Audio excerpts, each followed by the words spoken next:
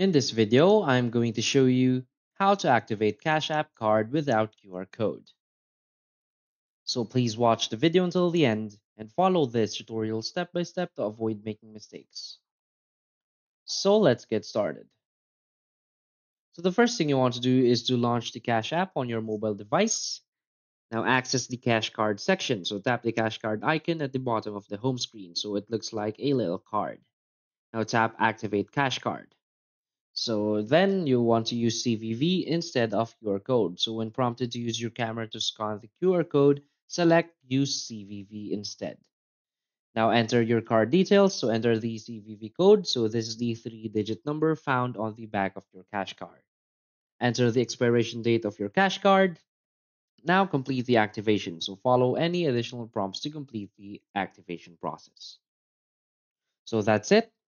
So if you find this video helpful, please hit like and subscribe. Thanks.